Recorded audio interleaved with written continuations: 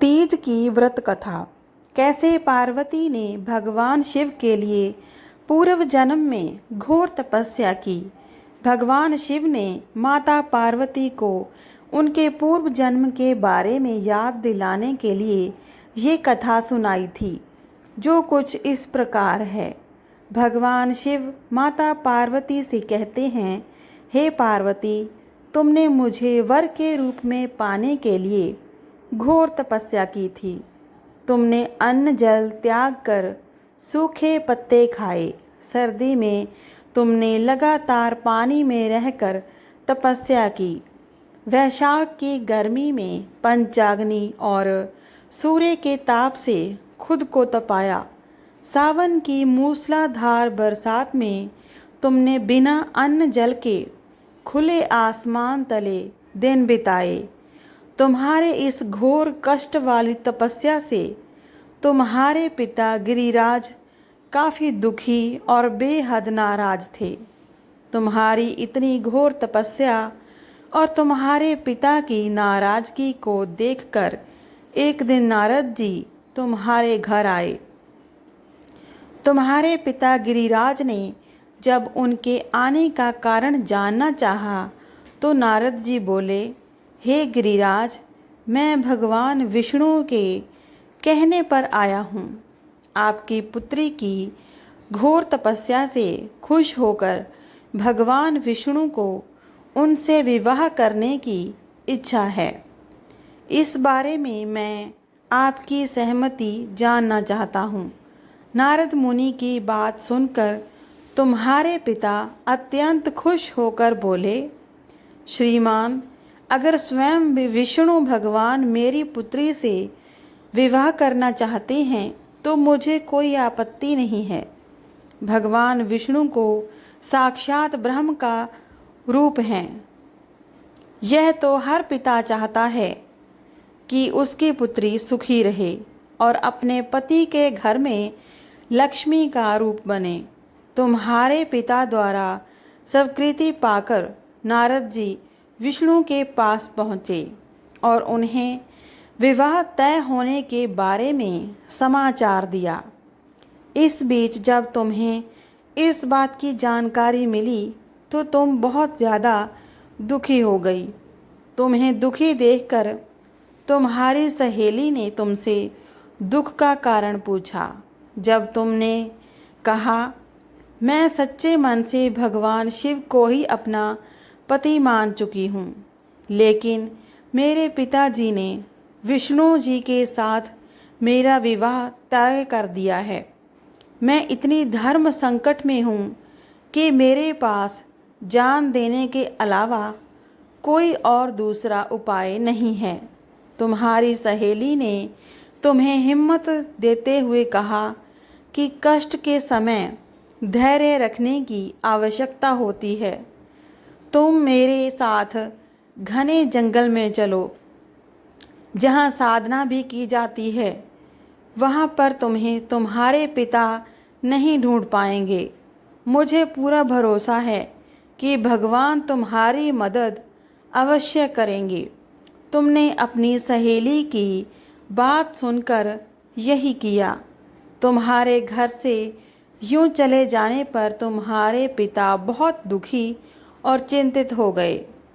वो उस दौरान ये सोचने लगे कि मैंने अपनी पुत्री का विवाह विष्णु जी से तय करा दिया है। अगर भगवान विष्णु बारात लेकर आए और पुत्री यहाँ नहीं मिली तो बहुत अपमान सहना पड़ेगा। तुम्हारे पिता ने तुम्हें चारों ओर खोजना शुरू कर दिया। उधर तुम नदी किनारे एक गुफा में पूरे मन से मेरी आराधना में डूब गई। फिर तुमने रेत से एक शिवलिंग बनाई। रात भर तुमने मेरी स्तुति में भजन जागरण किया। तुमने बिना अन्न जल ग्रहण किए मेरा ध्यान किया। तुम्हारी इस कठोर तपस्या से मेरा आसन हिल गया और मैं तुम्हारे पास पहुंचा। मैंने तुम्हें तुम्हारी इच्छा का कोई वर मांगने को कहा। तुमने तब मुझे अपने सामने पाकर कहा, मैं आपको सच्चे मन से अपना पति मान चुकी हूँ। अगर आप सच में मेरी इस तपस्या से खुश होकर मेरे सामने आए हैं तो मुझे अपनी पत्नी के रूप में अपना लीजिए। मैं तुम्हारी बात सुनकर तथास्तु कहकर कैलाश की ओर चला गया। तुमने प्रातः होने की पूजा की सारी सामग्री नदी में प्रवाहित करके अपनी सुखी सखी के साथ व्रत का वर्ण किया। उसी वक्त तुम्हारे पिता गिरिराज तुम्हें ढूंढते हुए वहां पहुँचे। तुम्हारी हालत देखकर तुम्हारे पिता दुखी होकर तुम्हारे इस कठिन तपस्या का कारण पूछे। तुमने अपने पिता को समझाते हुए कहा, पिताजी, मैंने जीवन का ज़्यादातर समय कठिन तपस्या करके बिताया है। मेरी इस कठोर तपस्या का केवल एक ही उद्देश्य था, शिव जी को पति रूप में प्राप्त करना। मैं आज अपनी तपस्या की परीक्षा में खरी उतरी हूँ। आपने विष्णु जी से मेरा विवाह करने का निश्चय किया था, इसीलिए मैं आराध्या की तलाश में घर से दूर हो गई। अब मैं घर आपके साथ एक ही शर्त पर चलूँगी, जब आप महादेव के साथ मेरा विवाह कराने के लिए तैयार होंगे। तुम्हारे पिता ने तुम्हारी इस इच्छा को मान लिया और तुम्हें अपने साथ वापस ले गए। फिर कुछ समय बाद तुम्हारे पिता ने हमारा विधि विधान के साथ विवाह करा दिया। भगवान शिव ने आगे कहा, हे पार्वती, तुमने भाद्रपद की शुक्ल तृतीया को मेरी पूजा करके जो व्रत किया, उसी का फल है जो हमारा विवाह संभव हुआ।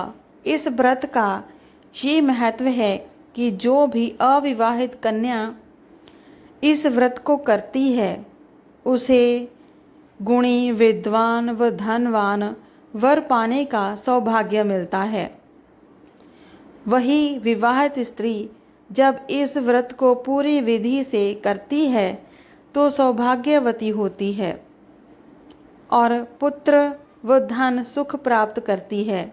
कहानी से सीख, अगर सच्चे मन और मेहनत से किसी चीज़ की इच्छा की जाए तो इच्छा ज़रूर पूरी होती है।